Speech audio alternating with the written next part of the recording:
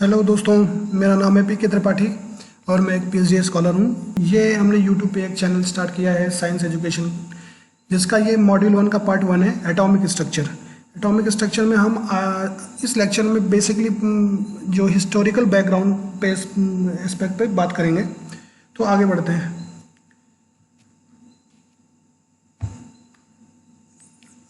अगर हम atomic structure की बात कर रहे हैं तो हम डाल्टन एटॉमिक थियरी को मिस नहीं कर सकते। तो डाल्टन एटॉमिक थ्योरी क्या कहती है? डाल्टन वो पहले साइंटिस्ट थे जिन्होंने एक आइडिया दिया था कि एटम जो होता है वो स्मॉलेस्ट पार्टिकल होता है, और ये आइडिया उन्होंने दिया था ईयर 1808 में। ओके, तो आगे और इनका जो अगर कोई आदमी नई डिस्कवरी करता है तो वो रजिस्टर्ड होना चाहिए, और जिस नाम से उनका पेपर जिसमें उनका शोध था वो रजिस्टर्ड था, उसका नाम था a new system of chemical philosophy. तो मतलब कि जो हम केमिस्ट्री उस टाइम पे जानते थे कि अगर बहुत सारी मिट्टी से इसमें मिला दो, रंग मिला दो तो ये चीज़ें बनती हैं, तो वो सब जो केमिस्ट्री थी उसी पर उनकी फिलोसफी थी। उन्होंने बताया था उसमें कि स्मॉलेस्ट पार्टिकल जो होता है वो एटम होता है। तो अब अगला जो उनका वो था, तो वो ये था कि matter are made up of individual particle called atom. तो हम ये भी कह सकते हैं कि जो टर्म एटम है वो उन्होंने दिया था डाल्टन ने। अब all the atom of element, जैसे मान लीजिए all the atom of element are same, they have same mass. For example, अगर आप हाइड्रोजन के जितने भी एटम यहाँ पे हो या किसी और जगह से लाएं, आप दूसरे प्लेनेट से भी लाएं, उसका जो कंपोजिशन होगा वो सेम होगा, मतलब उसका एटॉमिक मास सेम होगा। अब जॉन डाल्टन के टाइम पे एटॉमिक नंबर का कॉन्सेप्ट नहीं आया था, इसलिए उन्होंने एटॉमिक मास टर्म यूज़ किया था। अब उन्होंने कहा था compound are formed when atom of different elements are combined in a fix ratio. Suppose that कि हाइड्रोजन एक एलिमेंट है और अमोनिया दूसरा एलिमेंट है। अगर ये ठीक ठाक रेशियो में कंबाइंड होते हैं तो हमारे पास जो प्रोडक्ट होता है वो होता है 2NH3। NH3 is a well known gas. तो ये हम कह सकते हैं कि अगर एटम ऑफ डिफरेंट एलिमेंट, मतलब दो अलग अलग एलिमेंट के एटम परमाणु अगर आपस में रिएक्शन करते हैं तो कंपाउंड बनते हैं, और कंपाउंड बनते हैं। और अगर सेम टाइप के रिएक्ट करते हैं, जैसे मान लीजिए एक सिंपल सा एग्जांपल है, इधर हाइड्रोजन प्लस हाइड्रोजन दोनों सेम एलिमेंट के हैं, अगर ये रिएक्ट करेंगे तो ये बनाएंगे H2। नेक्स्ट स्लाइड पे चलते हैं। अब डिस्कवरी ऑफ इलेक्ट्रॉन पे बात करें तो 1897 में जे थॉमसन एक ग्रेट फिजिसिस्ट थे, उन्होंने एक इलेक्ट्रॉन की डिस्कवरी की और इनको नोबेल प्राइज़ भी मिला था ईयर 1906 में। अब डिस्कवरी ऑफ एलिमेंट्री पार्टिकल मतलब जिससे कि हमारा एटम बना हुआ है। One of the elementary particle is electron discovered by J Thomson. जितने भी एलिमेंट्री पार्टिकल होते हैं किसी भी एटम में, वो उनमें से एक है हमारा इलेक्ट्रॉन, जिसको जे थॉमसन ने 1897 में डिस्कवर किया था। अब उन्होंने डिस्कवर कैसे किया था? वो कुछ स्टडी कर रहे थे, तो यहाँ पे उन्होंने एक कैथोड लगाया। कैथोड आप जानते हैं कि इस पे नेगेटिव चार्ज होता है, और इधर एनोड लगाया जिस पे पॉजिटिव चार्ज होता है। अब उन्होंने यहाँ से high voltage production of current start किया। वैक्यूम पंप मतलब यहाँ से उन्होंने सारी ऑक्सीजन एयर निकाल दी। अब लो प्रेशर पे यहाँ पे आप ये जो मेटल है इलेक्ट्रोड का, स्पेशली इलेक्ट्रोड का जो मेटल है उससे इलेक्ट्रॉन आसानी से इजीली इजेक्ट हो जाते हैं। अब इलेक्ट्रॉन जब इजेक्ट होने लगे, इधर जाने लगे, तो सर्किट पूरी होगी। हालांकि इसमें कोई डायरेक्ट कनेक्शन नहीं है, लेकिन फ्लो ड्यू टू द अगर फ्लो ऑफ इलेक्ट्रॉन हो रहा है, इस वजह से ये सर्किट कंप्लीट हो गई। अब सर्किट कंप्लीट हो गई तो इन पार्टिकल को उन्होंने कैथोड रे कहा। ये वैक्यूम ट्यूब है जिसमें वेरी लो प्रेशर है, क्योंकि हमने गैस निकाल दी है। ये आपका एनोड है जो पॉजिटिवली चार्ज है, ये आपका कैथोड है जो कि नेगेटिवली चार्ज है, और ये पावर सप्लाई है, और ये हमारा जंक्शन पंप है जिससे हम इसको वैक्यूम क्रिएट करते हैं। कहाँ पे? इस कैविटी में। ठीक, तो ये एक इंस्ट्रूमेंटेशन अभियांत्रिकी पोर्शन था डिस्कवरी ऑफ इलेक्ट्रॉन का, जो जे थॉमसन ने वो किया था। अगला है पार्टिकल ऑफ इसके, ये स्ट्रेट लाइन में ट्रेवल करती है। कि अगर इस स्लाइड में देखें, यहाँ पे हम ऐसा कोई पोल बनाएं और इधर कुछ हम ऐसे फ्लोरोसेंट स्क्रीन लगा दें जिस पे इलेक्ट्रॉन पड़ने पे ये ब्लिंक हो, तो हम समझ जाते हैं कि ये स्ट्रेट लाइन में ट्रेवल करती है। उसकी बात है they are independent of the material composed. मतलब कि अगर कहा जाए यहाँ पे एक बार हमने फॉर एग्जांपल सीजियम ले लिया, सीजियम एक एलिमेंट है फर्स्ट ग्रुप का, और सोडियम ले लिया, लिथियम ले लिया और आयरन ले लिया, ठीक है, बारी बारी से। लेकिन जो इलेक्ट्रॉन निकलेंगे उसका नेचर क्या होगा, डिफरेंट होगा? बिल्कुल नहीं डिफरेंट होगा, क्योंकि इलेक्ट्रॉन किसी भी एटम में रहे वो हमेशा एक जैसा ही होता है। तो ये बात उन्होंने कही जो कि ट्रू थी। Applying electric field in the path of cathode deflects the towards the positive. चलो ठीक है, अब इस पे देखिए अगर क्या होता है कि यहाँ पे इन्होंने मैग्नेटिक पोल लगा दिया, यहाँ पे साउथ लगा दिया और ऊपर लगा दिया नॉर्थ। ओके, अब चूंकि इलेक्ट्रिक पोल लगा दिया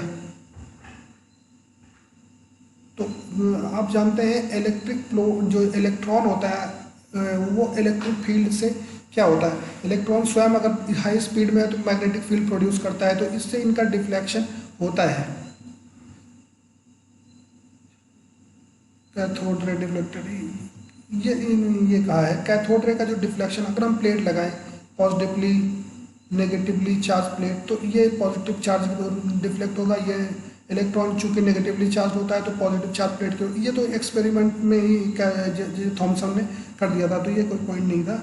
आगे चलते हैं, ये एक्सपेरिमेंट देखिए कि अगर कैथोड रे ट्यूब में हमने इलेक्ट्रिक फील्ड यहाँ पे लगाया और सॉरी क्या कहते हैं नेगेटिव फील्ड यहाँ पे लगाया, चूँकि इलेक्ट्रॉन नेगेटिवली चार्ज होता है, उस टाइम तक ये क्लियर नहीं था, केवल एक्सपेरिमेंट के बेस पे कहा जाता था। बाद में और मोलिकन ने इलेक्ट्रॉन के चार्ज का पता लगाया, तो हम ये कह सकते हैं कि अगर यहाँ पे नेगेटिव चार्ज है तो इलेक्ट्रॉन नेगेटिव चार्ज होता है, ये नेगेटिव चार्ज होता है, तो हम कह सकते हैं लाइक चार्ज जो होते हैं एक दूसरे को क्या करते हैं, रिपल करते हैं। तो ये जो इलेक्ट्रॉन की डायरेक्शन होगी वो चेंज हो जाएगी, इधर हो जाएगी, और मैग्नेटिक पे इधर एनोड लगा है, पॉजिटिवली चार्ज फील्ड लगी है, तो ये उसकी तरफ अट्रैक्ट होगा। ये एक कॉन्सेप्ट है। जे थॉमसन आल्सो उन्होंने E/m का जो रेशियो दिया था, ये भी बहुत इंपॉर्टेंट टर्म होता है कैथोड रेज पार्टिकल के लिए, using deflection both in electric and magnetic. उन्होंने ये काम दोनों इलेक्ट्रिक एंड मैग्नेटिक फील्ड में किया था। और अब जो स्टडी जे थॉमसन द्वारा की गई उसके बेस पे कुछ पॉइंट उन्होंने हम कंक्लूड कर सकते हैं। पहला, cathode ray particle turn out to be 2000 times lighter than hydrogen. Hydrogen का जो वेट होता है, अगर हम उस बारे में बात करें 1.008 एटॉमिक मास ऑफ यूनिट, उससे 2000 टाइम कम है, 2000 टाइम कम है, तो मतलब ये कह सकते हैं कि ये एक एलिमेंट्री पार्टिकल है। दूसरी चीज़ E/m मतलब इलेक्ट्रॉन पे जो चार्ज है 1 × 10⁻⁻19 coulomb upon mass of electron 9.1 × 10⁻31 kg। अगर इसको सॉल्व करें तो आपको मिलेगा -1.76 × 108 कूलम पर ग्राम। ओके, तो ये चीज़ थी। अब इलेक्ट्रॉन का चार्ज 1923 में रॉबर्ट एंड्रू मिलिकन, जिनकी ये पिक्चर है, ने एक एक्सपेरिमेंट किया, एन अमेरिकन फिजिसिस्ट।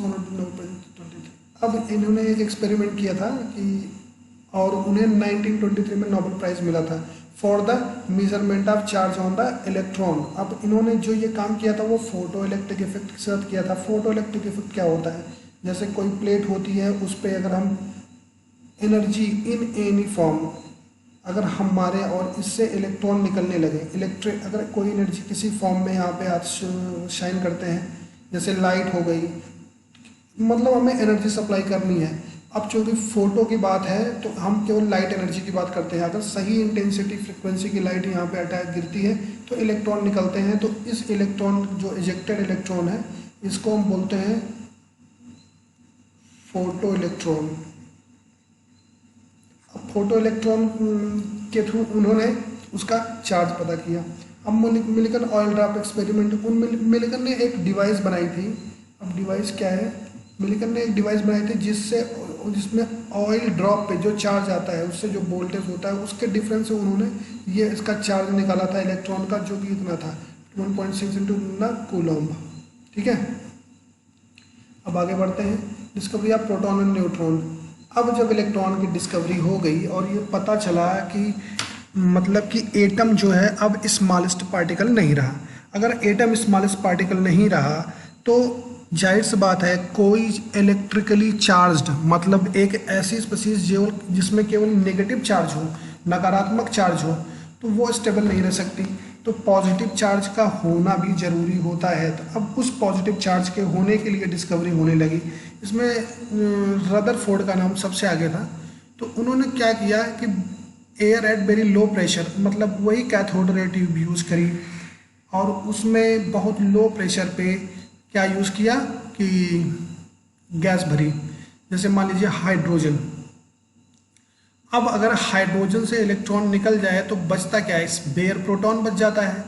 तो अगर प्रोटॉन केवल बचेगा तो प्रोटॉन किधर जाएगा, प्रोटॉन तो जाहिर सी बात है पॉजिटिव, चूँकि हमने पहले ही बताया था कि इलेक्ट्रॉन की डिस्कवरी हो चुकी थी। अब उसको न्यूट्रल करने के लिए एक पॉजिटिव पार्टिकल की खोज जरूरी थी। तो अब ये तो पहले से तय था कि हमारा जो अगला पार्टिकल होगा उस पर पॉजिटिव चार्ज होगा। अगर पॉजिटिव चार्ज है तो वो ये भी पहले से प्रेडिक्ट किया जा सकता है कि वो नेगेटिव प्लेट मतलब कैथोड की तरफ मूव करेगा। अब अगर कैथोड की तरफ मूव कर रहा है तो हम ये कह सकते हैं कि अगर को इस वैक्यूम ट्यूब में अगर लो प्रेशर पे हम कोई गैस लेते हैं तो उसका सबसे बड़ा फायदा ये होता है कि उसका आयनाइजेशन होता है। आयनाइजेशन कैसा होता है, अब वो हम उस बारे में बात करते हैं। चलिए देखिए, जैसे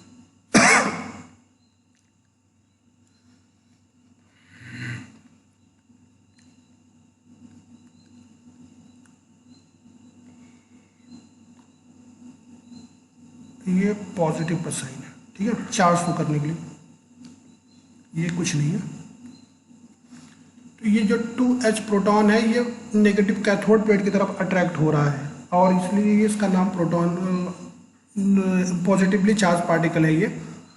इसी तरह से बहुत सारी गैसेस के एक्सपेरिमेंट किए गए, जैसे अमोनिया के केस में अगर इलेक्ट्रॉन निकल जाता है तो इसमें पॉजिटिव चार्ज आता है। एक कार्बन डाइऑक्साइड से अगर एक बहुत गलत मतलब बहुत ही टफ कंडीशन अप्लाई करें तो पॉजिटिव, मतलब कोई भी गैस, अमोनिया हो गई, कार्बन मोनोऑक्साइड हो गई, नाइट्रस ऑक्साइड हो गई, जितनी भी गैसेज हैं ऐसे पॉजिटिवली चार्ज आयन प्रोड्यूस करती हैं। अब डिफरेंस ये आया कि इन गैसेस के चार्ज पार्टिकल जो होते हैं उनका E/m हमेशा सेम नहीं होता, जैसे इलेक्ट्रॉन के केस में सेम होता था। तो ये कह गया कि ये फंडामेंटल पार्टिकल नहीं है। अब अगली बात अगर हम करें तो इलेक्ट्रिक एयर, वही बात है, इलेक्ट्रिक चार्ज जो पॉजिटिवली चार्ज पार्टिकल होते हैं वो कैथोड की तरफ मूव करते हैं, ये वो है। These are the known as canal rays. अब वहाँ पे उनको कैथोड रे बोला गया था, इनको बोल दिया गया कैनल रे, कैनल रेज। अब अगली बात ये है इफ कैथोड इज प्रोटेक्टेड, जैसे मान लीजिए ये वो है और ये आपका कैथोड है, कैथोड में हल्के हल्के से होल है यहाँ पे। अब यहाँ से जो चार्ज पार्टिकल चलेंगे और ये परफ्लोटेड है तो आर पार चले जाएंगे और यहाँ पे अगर कोई फ्लोरोसेंट स्क्रीन है तो यहाँ पे ग्लो होगा। तो हम कह सकते हैं कि इस पार्टिकल के पास अपना मास भी है। अब दूसरी चीज़ हमने बताया था अगर हम डिफरेंट गैसेस यूज़ करें तो उनका E/m हमेशा क्या होगा, डिफरेंट होगा। तीसरी चीज़ बात, अब multiple unit of fundamental charges, जैसे हाइड्रोजन पे तो हम कह सकते हैं कि इसके पास पॉजिटिव चार्ज 1.1 इतना 10⁻⁹ इतना पॉजिटिव चार्ज होता है, पॉजिटिव चार्ज होता है, ठीक है। लेकिन अब जैसे मान लीजिए अमोनिया पे कोई ऐसी स्पीशीज है M करके जो 2 पॉजिटिव 2 इलेक्ट्रॉन रिलीज कर देता है, तो इस पर तो बहुत ज़्यादा इसका ट्वाइस हो जाएगा, मतलब ट्वाइस 1 × 10⁻⁹ का, ठीक। तो ये चीज़ें। अब the behaviour of this 2 particle opposite of cathode, definitely हम कह सकते हैं कैथोड पर रे पार्टिकल जहाँ यूनिफॉर्म थे, मतलब कोई डिफरेंस नहीं था, ये जितने भी कैनल रे पार्टिकल हैं सब डिफरेंट हैं। अब smallest and lightest positive ion derived from the hydrogen. Hydrogen से अगर एक इलेक्ट्रॉन, हम पहले भी बोल चुके हैं कि अगर हाइड्रोजन से हम एक इलेक्ट्रॉन निकाल दें तो ये बचता है, और ये बचता है, इसे हम केवल प्रोटॉन कहते हैं। तो इसको हम फंडामेंटल यूनिट मान सकते हैं कि इलेक्ट्रॉन का काउंटर पॉजिटिव चार्ज आयन है। अब जब प्रोटॉन की H+ की डिस्कवरी हो गई, हम इसको इसी से रिप्रेजेंट भी करते हैं। तो अब 1932 में जेम्स चैडविक ने न्यूट्रल पार्टिकल की खोज शुरू की, और उन्होंने अल्फा पार्टिकल के बम्बार्डमेंट से एक बेरिलियम की शीट ली। उस पर alpha particle is nothing but nucleus of helium. आपने इस बारे में पढ़ा होगा। ये एक नोबल गैस है जिसका ऑक्टेट कंप्लीट नहीं होता, मतलब आउटर मोस्ट शेल में 2 ही इलेक्ट्रॉन होते हैं और इन न्यूक्लियस में प्रोटॉन 2 ही होते हैं। इस पर बम्बार्डमेंट किया तो वहाँ से उनको इलेक्ट्रिक कैथोड रे ट्यूब में ऐसे पार्टिकल निकले जो मैग्नेटिक फील्ड से ना तो अफेक्टेड होते हैं ना तो इलेक्ट्रिक फील्ड से, ये इलेक्ट्रिकली न्यूट्रल होते हैं। तो ये न्यूट्रॉन हुए। Thank you guys. और इस वीडियो को आप शेयर कीजिए। सबसे पहले तो सब्सक्राइब कीजिए, उसके बाद शेयर कीजिए और फिर लाइक कीजिए। और हम डेली एक लेक्चर अपलोड करते रहेंगे और केमिस्ट्री पे, और जो है मतलब इस सब जितने जो हमारा यूट्यूब चैनल है ये इम्प्रूव होता रहेगा। Thank you guys.